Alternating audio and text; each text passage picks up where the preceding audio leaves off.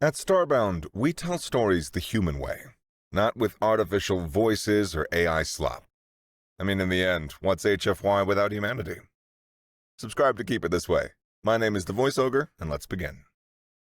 Captain Ardon Kier reflected, watching a million-strong alien army descend on Halcyon. That winning a war meant nobody cared how you did it, as long as you wrote the history books. The orbital bombardment stopped 23 minutes ago. Through the viewport of the Alliance destroyer Oppenheimer's Regret, Kier saw the last mushroom clouds dissipate over Halcyon's northern continent. The Volcaren were thorough, predictable, and utterly without imagination. They'd hit every military installation, every spaceport, every communications hub. Textbook softening tactics from a species that treated war like a violent form of accounting. "Sir," Lieutenant Novak said from her station, her voice possessing an academy-fresh crispness that made Kier feel ancient. "We're receiving a transmission from the Volcaren flagship." "Put it through." The main screen came to life, revealing Grand General Karis in his 8-foot glory. The Volcaren commander looked as if a committee had designed the concept of military authority and encased it in overlapping plates of a material that resembled polished stone. His four eyes, arranged in a disconcerting diamond pattern, focused on the camera with the intensity of someone who'd never lost at anything. "Human vessel," Karis intoned, his voice heavy with absolute certainty. "I am Grand General Karis of the 7th Hegemony Fleet. I offer you this single opportunity to surrender.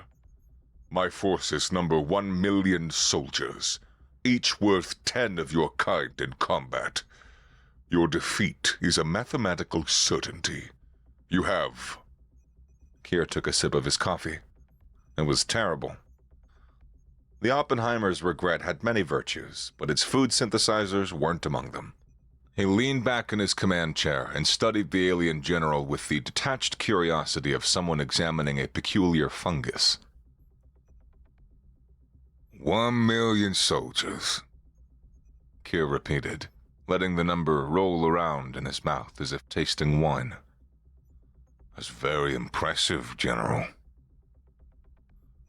"Your sarcasm is noted and dismissed." Kier took another deliberate, slow sip of coffee. Someone on the bridge, probably Ensign Salazar, suppressed a nervous laugh.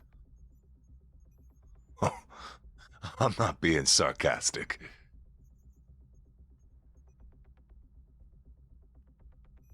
Kier said, setting down his mug with a ceramic click that echoed on the quiet bridge. "I'm genuinely grateful. You see, I've been having trouble with my targeting priorities. But now," he smiled, though his eyes remained cold, "now I have 1,000,000 targets." The transmission ended before Karis could respond. Voices erupted across the bridge. "Sir, what the hell—" Novak caught herself. "I mean, sir, was that wise? We just cut off negotiations with someone who thinks that war is arithmetic." Kier stood, his joints popping in protest. 43 years old, and he felt every one of them this morning. "Lieutenant, pull up everything we have on Volcaren logistics procedures. Commander Ishida, give me a full psychological workup on their command structure. And somebody get me Chief O'Sullivan." "Sir, O'Sullivan's currently in the brig," Novak reported. "Something about a disagreement with the quartermaster over—" "I don't care if he murdered the quartermaster and is wearing his skin as a hat. Get him up here." Kier moved to the main screen, watching as red dots bloomed across Halcyon's surface like a bad rash. Each dot represented a Volcaren landing zone. They spaced themselves out, each unit exactly 23.7 kilometers from its nearest neighbor. "Sir," Commander Ishida said, appearing at his elbow without a sound. The psychological operations specialist moved with a grace that made cats look clumsy. "Permission to speak freely." "From the woman who wrote the Alliance Field Manual on Volcaran Command Psychology? When have you ever needed permission?" "We have one destroyer, 73 ground personnel, and whatever colonial militia survived the bombardment. Conservative estimates put this at less than 300 effectives." She paused. "They have 1,000,000 soldiers." "I do indeed." "So unless you are planning to challenge them in single combat..." "God, no. Could you imagine the boredom?" Kier enlarged a section of the display, focusing on what looked like a supply depot the Volcaran were establishing. "Tell me, Commander, what does your workup say is the most complex system in the known universe?" Ishida frowned, her mind already racing ahead. "A brain?" "A military supply chain serving 1,000,000 soldiers on hostile territory." Kier traced a finger along the Volcaran supply routes materializing on the display. They were beautiful in their structure, each line ruler straight, each depot positioned geometrically.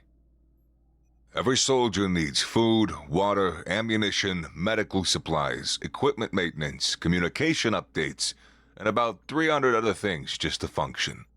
Multiply that by 1,000,000, and you have the most intricate, fragile structure ever built." The bridge doors hissed open, admitting Chief Warrant Officer O'Sullivan. Bruising circled his left eye, and his uniform looked as if he'd lost a vigorous argument with regulations. "Captain," O'Sullivan said, snapping a salute that was technically correct but managed to still look insubordinate. "Heard you needed someone who knows how to acquire things." "I need someone who knows how to make things disappear," Kier corrected. "Specifically, I need someone who can make 1,000,000 enemy soldiers very, very unhappy without ever firing a single shot." O'Sullivan's grin was a slash of predatory delight. "Now that's a language I understand, sir." Sub-Commander Vorsk stood in the command post of the 12th Phalanx and watched his forces deploy with the satisfaction of an architect seeing his blueprint made real. Each drop pod landed within 0.3 meters of its designated coordinate. Each squad emerged. Each piece of equipment functioned exactly as specified in the manual. The Volcaran way of war was beautiful. Overwhelming force, applied with algebraic certainty until the enemy was scoured from the map. No ambiguity, no uncertainty. No variables that couldn't be accounted for in the grand equation of conquest. "Sub-Commander." His aide, Junior Lieutenant Kess, approached with a datapad. "Atmospheric processing units in Barracks Block 7 report anomalies." Vorsk took the datapad and scanned the report. The humidity controls were malfunctioning, raising the moisture level to 87%. Uncomfortable, but hardly critical. "Have maintenance address it during the next scheduled window," he said, handing back the pad. "Priority 3. "Yes, Sub-Commander." Vorsk returned his attention to the screens. The humans had gone silent after their commander's bizarre response to the general's ultimatum. 1,000,000 targets? It was bravado typical of a species that confused courage with intelligence. They would learn, as all enemies of the hegemony learned, that mathematics was the only truth that mattered. His communicator chimed. Another maintenance report. This time from Barracks Block 12, humidity at 91%. Then Block 3, 89%. Then Block 18, 93%. Vorsk frowned. Equipment failures happened, but this many simultaneous malfunctions in his phalanx alone suggested a systemic issue. He pulled up the maintenance logs, looking for a pattern. None existed. The affected units were scattered across different power grids, different atmospheric processors, different everything. Cass, he called. Could this be an environmental factor? The local pollen count? Unlikely, Sub-Commander. Cass replied after checking a secondary pad. Atmospheric analysis is clear. No common denominator except... Except what? Every malfunctioning processor has undergone routine maintenance within the last 3 days. All signed off by different technicians. All following standard procedure. Vorsk felt something cold settle in his primary stomach. It was probably nothing. Systems failed. Equipment broke. These things happened. But as report after report trickled in, now up to 39 affected barrack blocks within his command, he couldn't shake the image of the human captor's cold smile. I want you to understand, Kier said, addressing the cramped briefing room, converted from a storage closet, that our goal is to make them defeat themselves. His audience consisted of 12 specialists, each handpicked for expertise in making other people's lives difficult. Novak sat front and center, her expression suggesting she was reconsidering her career choices. Beside her, Ishida took notes with the focused intensity of a watchmaker.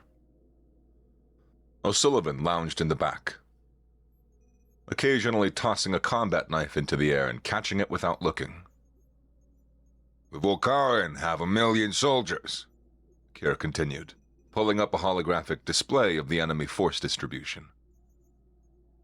Each one requires approximately 3.7 kilograms of food per day, 4.2 liters of water, and roughly 11 hours of rest per 30-hour cycle. They're operating on a hostile planet with a 26-hour day, which means that their circadian rhythms are already under stress. He changed the display to show Volkaren metabolic data, courtesy of Ishida's intelligence files. Their blood chemistry is particularly interesting. High copper content, similar to horseshoe crabs, makes them highly resistant to physical trauma, but also means that they are sensitive to pH variations. Their optimal environmental humidity is between 60% and 70%. Below that, they experience respiratory irritation. Above that... Skin conditions, Novak said, her eyes lighting up. Fungal infections, rashes, general discomfort that would affect performance. Exactly. Which brings us to Operation Damp Socks. O'Sullivan barked a laugh. You're not serious. Perfectly serious. Lieutenant Novak, can you access their laundry systems? Their laundry systems? She said it like he'd asked her to hack a children's toy. Sir, I trained in advanced electronic warfare at the Academy. I've breached secured military networks, decoded hyperstate encryptions, and once made an entire Bithari fleet think that they were flying backward. And now you're going to make 1 million aliens uncomfortable in their underwear. Kier's expression didn't change. Unless you think prolonged exposure to moisture won't affect the morale of soldiers who evolved on a desert planet. Novak opened her mouth, closed it, then pulled out her tactical pad. Give me 6 hours. You have 3. Commander Ishida, I want you to work on their information networks. Don't try and breach the military channels. They'll be watching those. Focus on the mundane stuff. Maintenance schedules, food distribution, personnel assignments. Chaos through bureaucracy, Ishida murmured appreciatively. The Volkaren are particularly rigid. They won't adapt well to administrative confusion. O'Sullivan, you're on physical acquisition. The Oppenheimer is equipped with a swarm of Class 4 microdrones. Undetectable. Use them to, borrow things. Nothing major. Nothing they'll notice immediately. But if a crate goes missing here and a shipment gets rerouted there, we'll dismantle them one missing screw at a time. O'Sullivan said, his knife spinning through a complex pattern. I like it. Questions? A specialist Kier didn't recognize raised her hand. Sergeant Vega, if he remembered correctly. Explosions expert. Sir, this is all very clever, but they still have 1,000,000 soldiers. Even if we make them uncomfortable, even if we disrupt their supplies, they can overwhelm us through sheer numbers. You're absolutely right, Kier agreed.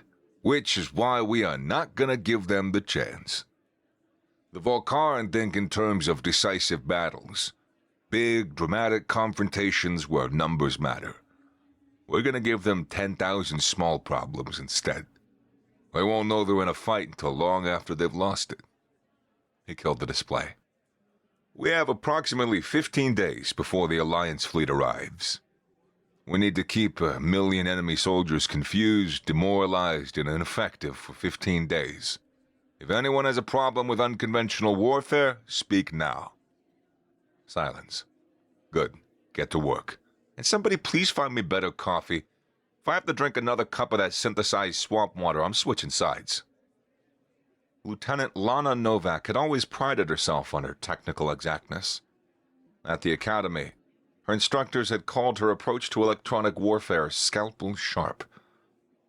She could slice through firewalls like a blade through skin, extract data with the delicacy of a neurosurgeon, and leave systems compromised without a trace.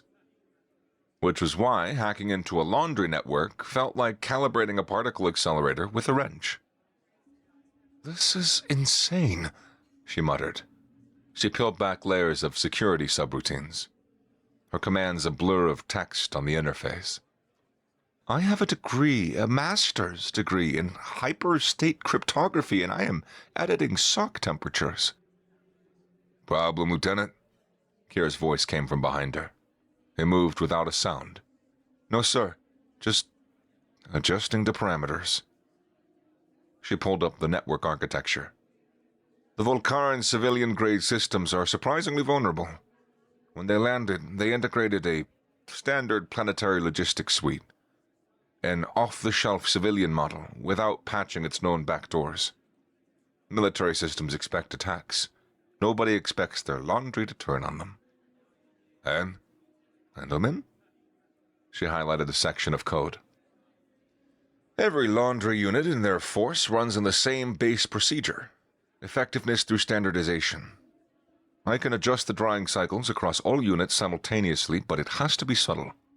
Too obvious and they'll know it's a sabotage. How subtle? I'm reducing thermal output by 18% and increasing humidity retention by 23%. Their uniforms will feel dry when they come out, but moisture will be trapped in the inner layers. And within an hour of wearing them, every affected soldier will experience what we humans call swamp ass. Kier made a sound that might have been a laugh. How many can you affect? All of them, if you give me time. But I recommend we start with the 12 failings. Sub-Commander Voisk's unit specifically. That's about 30,000 soldiers. We'll make it look like a regional manufacturing defect in their equipment. Do it. And, Lieutenant. He paused at the door. This is exactly the kind of detailed work that I need. Your academy instructors will be proud. After he left, Novak stared at her screen for a long moment. Then she began typing, a small smile playing at her lips. If they wanted a scalpel, she had given them one. She'd make those 30,000 soldiers so minutely uncomfortable that they'd wish the humans had just shot them. 3 days into the occupation of Halcyon, Sub-Commander Vorsk understood why humans had a reputation for being difficult. The difficulty came from their silence. There were no engagements, no guerrilla attacks, no brave last stands. The colonial militia had apparently evaporated into the wilderness, and the lone Alliance destroyer remained in orbit, silent and unthreatening. The problem was everything else. Sub-Commander. Kess approached with another datapad. Vorsk had begun to hate the sight of datapads. The protein dispensers in Section 7 have malfunctioned. Define malfunctioned. They're functioning perfectly, sir, but the output taste is Cass paused, searching for words. The troops are describing it as existential dread in culinary form. Vorsk took the pad and scanned the report. The dispensers operated within normal parameters. Nutritional content was optimal. But somehow, the flavor profile had been altered to something that triggered the Volcaran disgust response without actually being inedible. Have the units switched to emergency rations? We tried that, sir. The emergency rations for the 45th Legion were somehow replaced with Type 7 nutrient blocks. So? Type 7 blocks are formulated for Volcaran subspecies that from the methane swamps of Volcar Prime. They're technically edible for mainline Volcaran, but they taste like rotted vegetation. Vorsk remembered. He'd tried one once, on a dare during his academy days. The memory still haunted his taste receptors. How many units are affected? Currently, 19,000, all within our failings, but the number grows.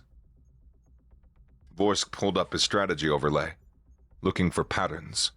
The affected units were all under his direct command. There had to be a connection. There was always a connection. What about the humidity problem? Worsening, sir.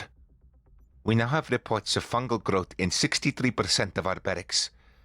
Medical is reporting a 40% increase in skin irritation complaints, almost exclusively within the Twelfth.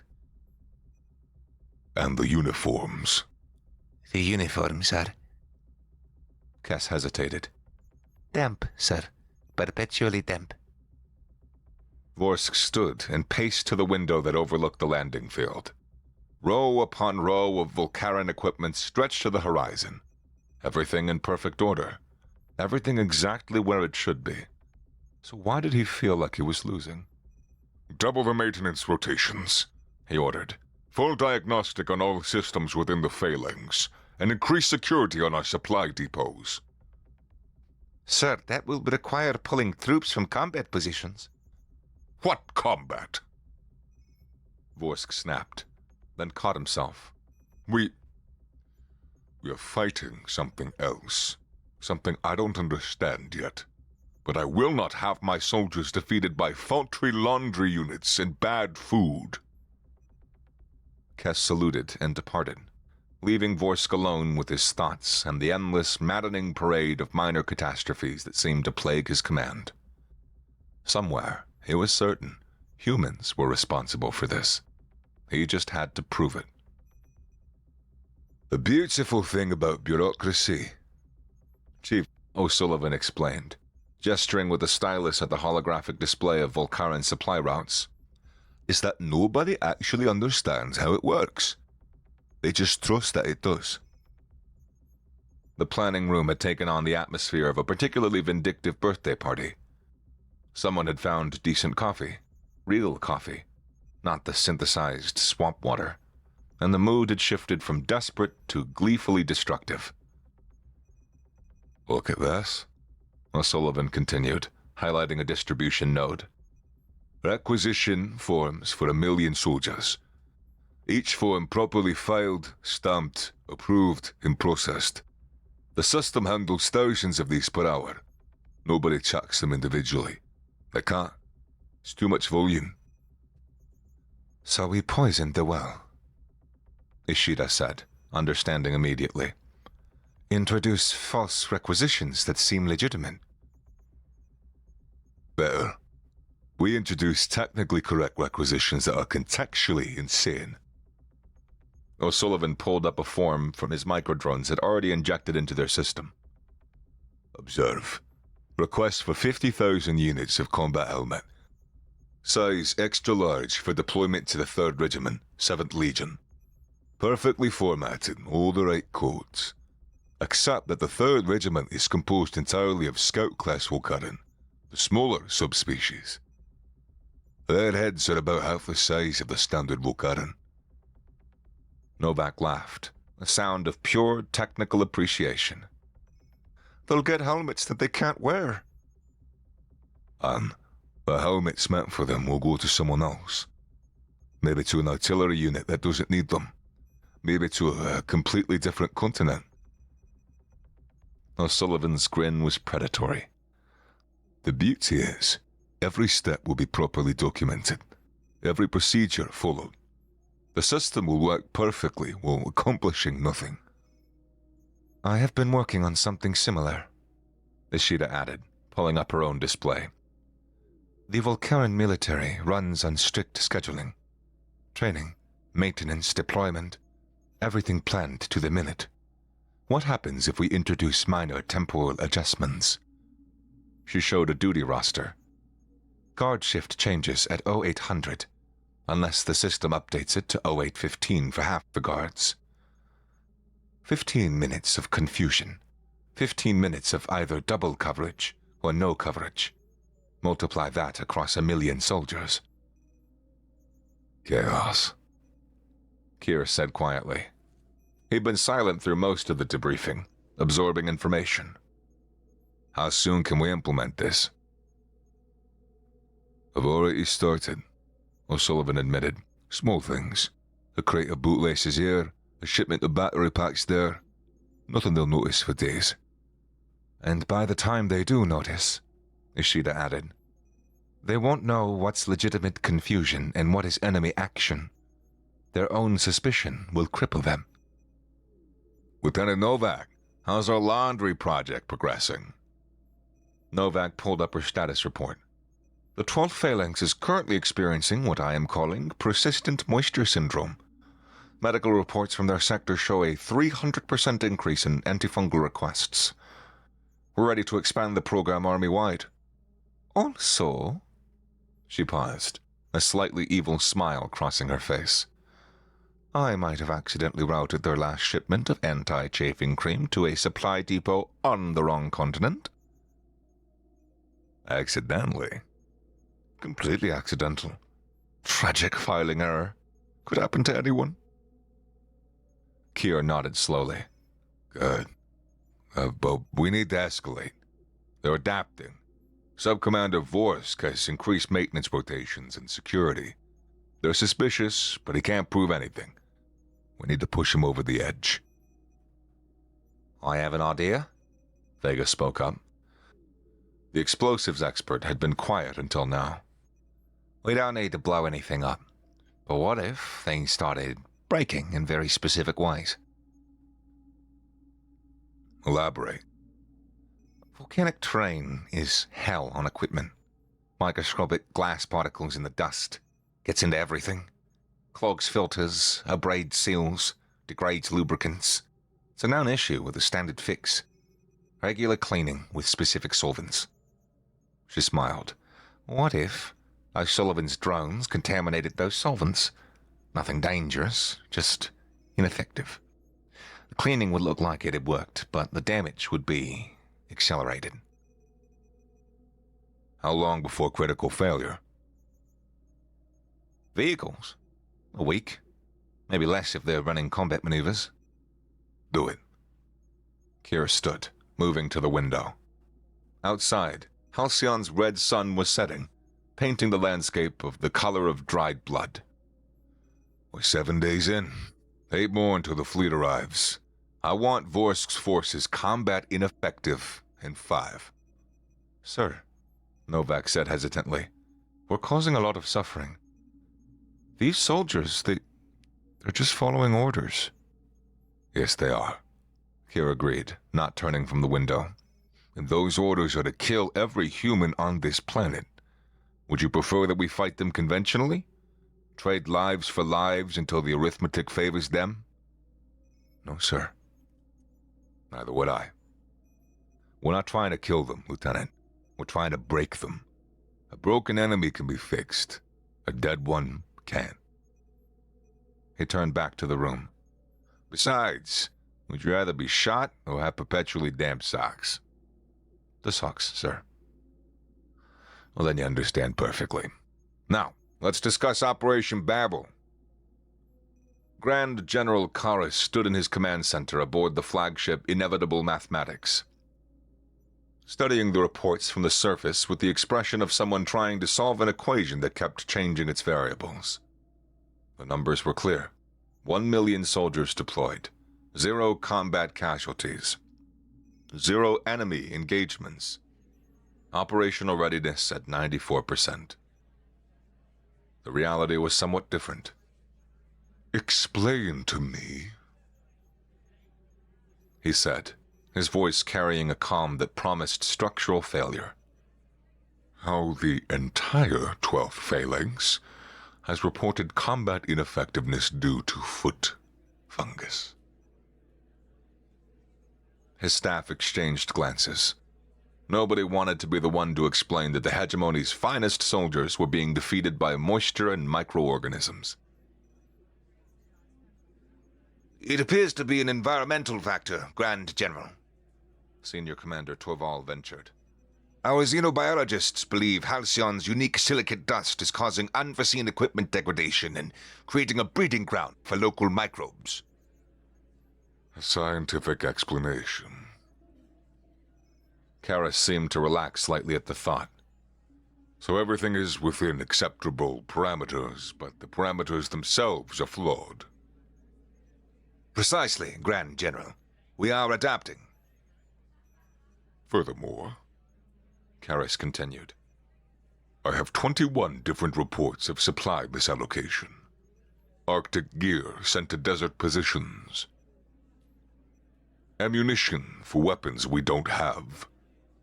Rations formulated for subspecies that aren't even deployed on this planet. He fixed his 4 eyes on his logistics officer. Commander Yount, explain. The requisition systems function normally, Grand General. Every form is properly authenticated. Every shipment tracked. The errors appear to be random errors within the system. Random. Karras let the word hang in the air like a bad smell. Sub-Commander Vorsk has submitted 37 reports suggesting enemy action.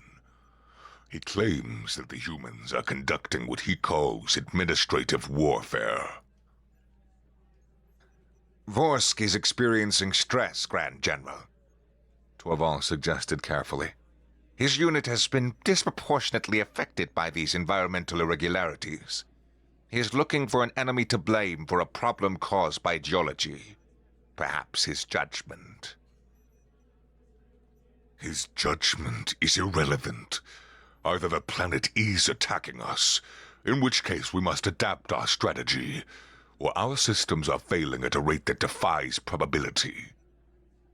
Karras moved to the main screen.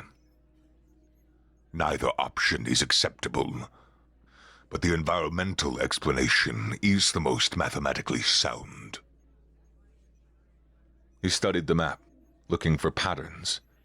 The human destroyer still hung in orbit, silent and seemingly impotent. The colonial forces had vanished. There was no enemy to fight, and yet his army was slowly, inexorably degrading. Double security on all supply lines, He ordered. Full system diagnostics on all equipment, with a focus on environmental shielding. And bring me Sub-Commander Vorsk. Sir, Vorsk is currently indisposed. Indisposed? He is in medical, Grand General. Stress-induced digestive failure. Apparently, he has been subsisting on Type 7 nutrient blocks for 3 days. Karras closed all 4 eyes, a gesture his species reserved for moments of extreme frustration. Replace him, promote Commander Kess, and prepare my shuttle. You are going to the surface, Grand General. I'm going to end this. If the humans want to hide, I will give them nowhere to hide.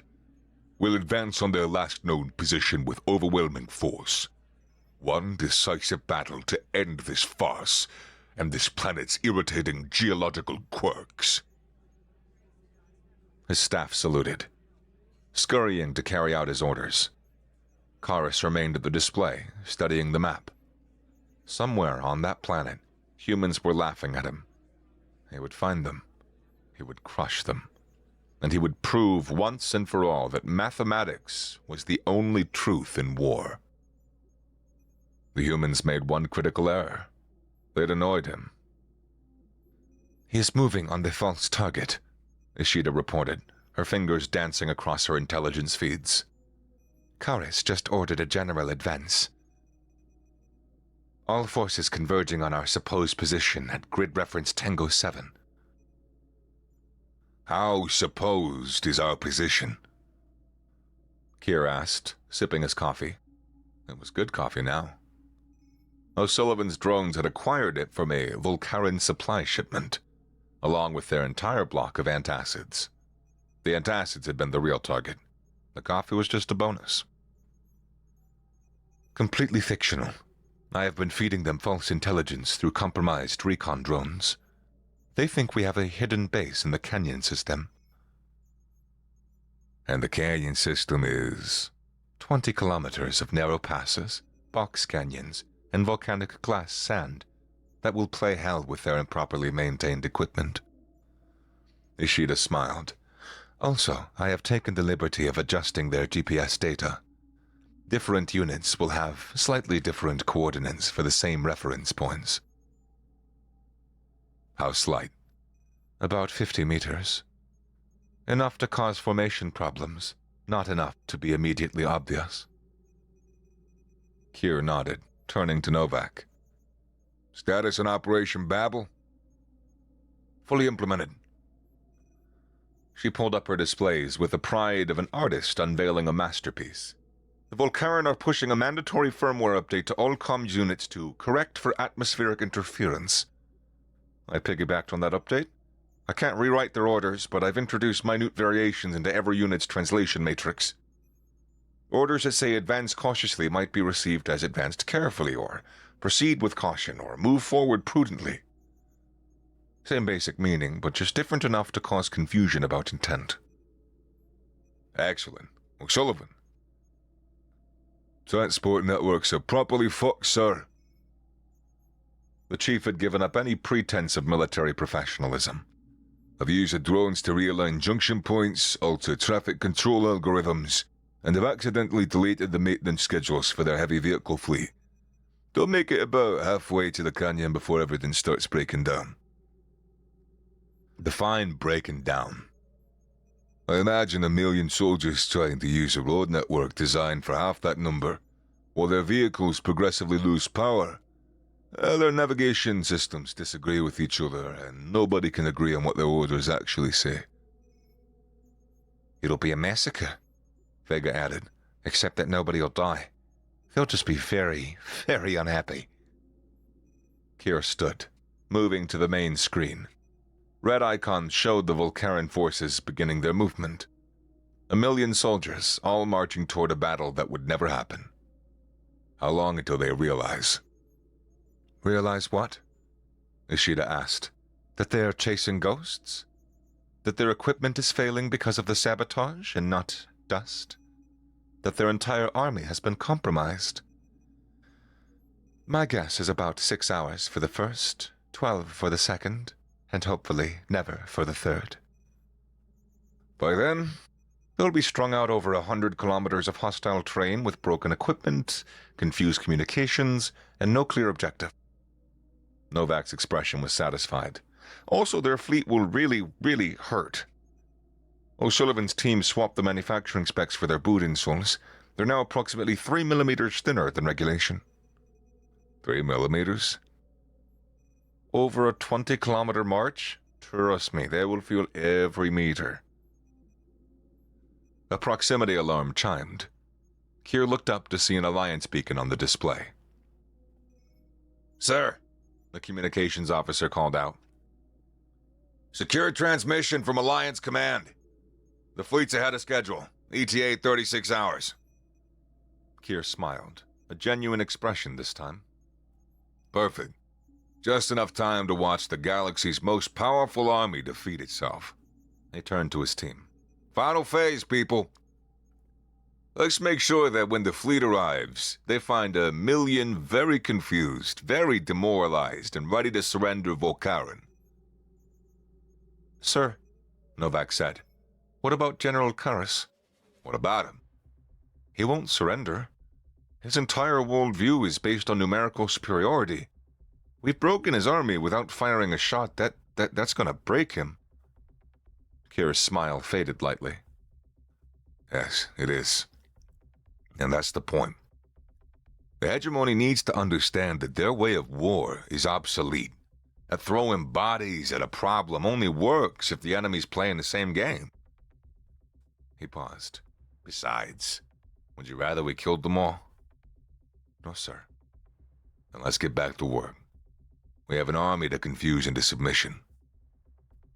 Sub-Commander Vorsk, former Sub-Commander Vorsk, he corrected himself, sat in the medical tent and watched his military career unravel like a poorly woven tapestry. He'd been relieved of command 3 hours ago. Stress-induced digestive failure, they'd called it. As if the stress wasn't induced by watching every system, every procedure, every piece of equipment progressively fail in ways that shouldn't be possible. Through the tent walls, he could hear the army preparing to move. 1 million soldiers, marching toward a battle that Vorsk was increasingly certain was a trap. You were right, a voice said. He looked up to see his former aide, now Commander Cass, standing in the entrance. about the enemy action. You were right. Does it matter now? It might. The general has ordered the full advance, but... Cass glanced around, then stepped closer. Things are going wrong. Vehicles are breaking down. Communications are garbled. 3 units have already gotten lost, and they haven't even left the staging area. The humans. Has to be. But how? We have detected no cyber intrusions, no saboteurs, no... Because we're looking for the wrong thing. Vorsk stood, his legs shaky but functional. They're bypassing our soldiers to attack the system that holds us together. Cass frowned. I don't understand. An army is more than soldiers and weapons. It is a system. Logistics, communication, organization. Disrupt the system, and the army stops being an army. It becomes 1 million individuals with guns and no idea what to do with them. But surely the general would... The general thinks in numbers. 1 million versus a few hundred. To him, it is simple mathematics. Vorsk moved to the tent entrance, looking out at the organized chaos of the deployment. But what happens when your 1 million soldiers can't find the enemy? When they can't understand their orders? When every piece of equipment fails at the worst possible moment? As if to emphasize his point, the transport vehicle suddenly lurched to a stop, black smoke pouring from its engine compartment. Soldiers scattered, shouting contradictory orders. Someone called for a maintenance team. Someone else insisted that they didn't need one. A third voiced an argument that maintenance was scheduled for tomorrow. This is what they wanted, Vorsk said quietly. Not to defeat us, to make us defeat ourselves. Cass was silent for a moment. Then, What do we do? We? There is no we. You're in command now. But if you want my advice... Vorsk turned back to his former aide. Call off the advance. Fortify positions. Wait for them to come to us. The general will never agree to that. Then the general will lose. Vorsk sat back on his cot. And 1 million soldiers will learn what it feels like to be outsmarted by an enemy they never even saw. Cass hesitated, then saluted and left. Vorsk lay back, closing his eyes. Somewhere out there, humans were probably laughing. He couldn't blame them. If positions were reversed, he'd be laughing too. The mighty Volcaran hegemony, defeated by damp socks and filing errors. History, assuming anyone was honest enough to record it, would remember this as the most embarrassing military defeat in galactic history. And Vorsk had been right about it from the beginning. The advance began at what the Volcaran called Dawn Prime, though on Halcyon it was just another rust-colored morning that smelled of sulfur and broken dreams. Captain Kier watched from the bridge of the Oppenheimer's Regret as a million soldiers attempted to move in perfect synchronization and failed spectacularly. Unit 773 is requesting clarification on order to advance with predetermined velocity, Novak reported, monitoring intercepted communications. They want to know if predetermined means their predetermined velocity or command's predetermined velocity. Unit 94-2 has taken a wrong turn, Ishida added. They're currently heading northwest instead of northeast. Their GPS will show them on course. Transport Convoy 12 reports total engine failure across all vehicles, O'Sullivan chimed in. They're requesting maintenance teams that are currently stuck in traffic 40 kilometers away. It was a logistical nightmare staged as a grand opera. On the main display, the Volcaran force had ceased to resemble an army and now looked more like a spreading stain of confusion. Units bunched up at choke points, others spread out too thin. Some had stopped entirely, paralyzed by contradictory orders or broken equipment. Sir, the sensor operator called out. General Karras's command vehicle approaches grid reference Tango 7. Show me. The display zoomed in on a massive armored command crawler, easily the size of a city block, grinding its way through the canyon system. It was magnificent in its complete immunity to subtlety, crushing rocks and occasionally its own supply vehicles as it forced its way forward. He is looking for a fight, Ishida observed. A decisive battle to salvage this disaster. Then let's give him one. Kier turned to his crew. Final phase. Operation Empty House. Novak's fingers swept across her console. Initiating. Fake energy signatures online. Holographic projections materialized. He'll see exactly what he expects to see. A hidden base full of defiant humans. Ishida, the PSYOPS package. Ready. The moment they enter the canyon, they will be hit with everything. Conflicting orders on their comms. Recordings of Vorsk's warnings played on loop. And, she smiled, the Volcaran lullaby of sorrows.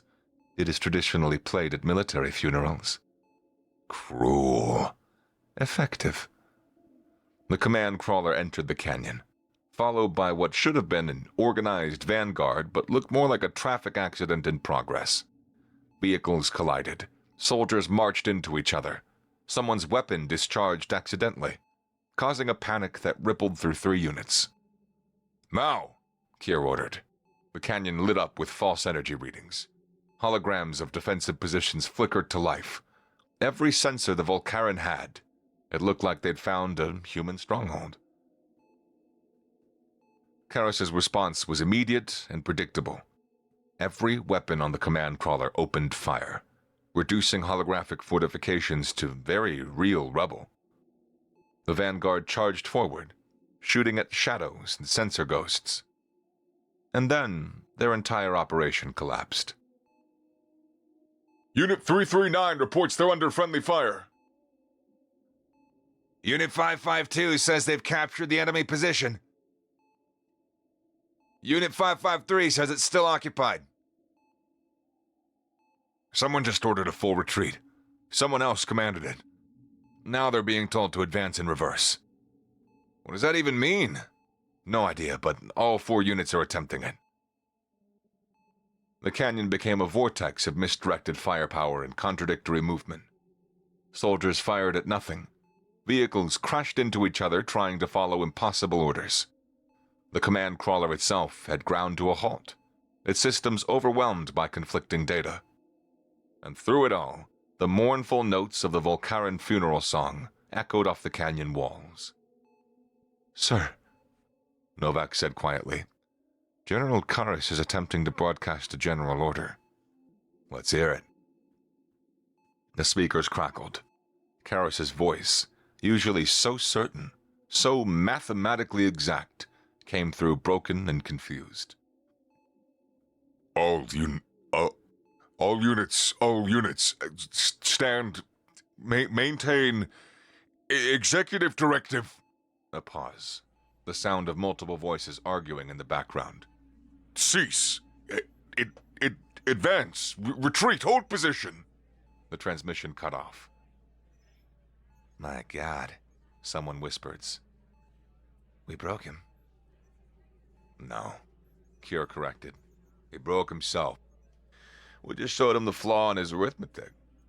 He stood. Signal the Alliance fleet. Tell them Halcyon is secure and they'll find a million very confused guests waiting for him. Should we demand their surrender? Kier considered, then shook his head. No. Let them figure it out for themselves. The realization will be more effective than any demand that we could make. He moved to the viewport. Looking down at the planet where the greatest army in the galaxy discovered that all of their strength meant nothing if they couldn't find an enemy to fight. Sir, Novak said. What do we do now? Now? Now we write the after-action report that nobody's gonna believe. He smiled. How do you summarize defeating 1 million soldiers with laundry cycles and filing errors? Creatively? Very creatively. And Lieutenant, make sure you mention the socks. That might be our finest work. The official surrender came 18 hours later, delivered not by Grand General Karras, but run by a committee of exhausted field commanders who'd spent the night trying to understand what had happened to their army. They found Karras in his command crawler, sitting in his command throne, staring at screens that showed nothing but chaos. He hadn't moved in hours. His staff had quietly assumed command, recognizing that the general's absolute faith in numerical superiority had been shattered along with his army. The terms were simple. Complete withdrawal from Halcyon. No conditions, no negotiations, just leave. The Volcaran agreed immediately. As for the soldiers themselves, they were almost pathetically grateful to surrender. No more damp uniforms, no more mysterious equipment failures, no more orders that made no sense, just the simple, comprehensible reality of defeat. Vorsk, the former sub-commander, boarded one of the last evacuation shuttles. As it lifted off, he managed to get a message to the human destroyer. You were never in that canyon, were you? Kier personally responded. We were never anywhere, Sub-Commander. That was the point. How many of you were there? Really? Does it matter? A pause. Then, no, I suppose it doesn't. The connection ended. 2 weeks later, Kier found himself in Alliance High Command, standing before a panel of admirals who looked like they were trying to solve a particularly offensive riddle. Let me understand this, Captain. Admiral Wiggums said, reading the report for the 5th time. You defeated a 1 million-soldier army with 73 ground personnel in 1 destroyer? They defeated themselves. We merely provided the opportunity. By accidentally requesting the wrong supplies and getting lost? I mean, it was more complex than that, really, but essentially, yes. And the primary weapon in this victory was damp socks? Persistently damp. The persistence was key. Admiral No leaned forward. Captain, this report reads like a comedy sketch. I'm struggling to see the military action. The universe has a strange sense of humor, Admiral. You're saying that this actually worked. The Volcaran have withdrawn from the entire sector. They're conducting a complete review of their military doctrine. General Karras has retired to become a mathematician, claiming the pure numbers are more reliable than applied ones. Kier paused. So yes, it worked. The admirals exchanged glances. Captain, Admiral Wiggums said finally. what you've done is either the most brilliant military strategy in human history or the luckiest series of accidents ever recorded. Can it be both? I suppose it has to be, yeah. Wiggums closed the report. The Volcaren have already begun calling it the War of a Million Humiliations. They're demanding that we never speak of it again. Are we agreeing to that? God, no. This is going into every military textbook that we have. No actually smiled. Though, I doubt anyone's gonna believe it. The Volcaren will. True. Wiggum stood. Captain Kier, I'm promoting you to Commodore, and I'm giving you a task force. Your mission is to develop these unconventional tactics into a formal doctrine. Administrative warfare? Call it whatever you want. Just make sure we can do it again if needed. Kier saluted. Understood. Though I will need a better coffee budget. Coffee budget. You can't fight a war on bad coffee, Admiral. That's the one thing the Volcaren got right. As he left the briefing room, Kier could hear the Admiral still discussing the report, their voices a mixture of disbelief and admiration. He'd won a war without firing a shot. All it took was understanding a simple truth that the Volcaren, in all of their mathematical certainty, had missed. An army might march on its stomach, but it surrenders when its socks are wet. Now, somewhere in the galaxy, 1 million Volcaren soldiers fear the sound of a washing machine more than any weapon humanity has ever built. Kier smiled and went to find some good coffee. He'd earned it.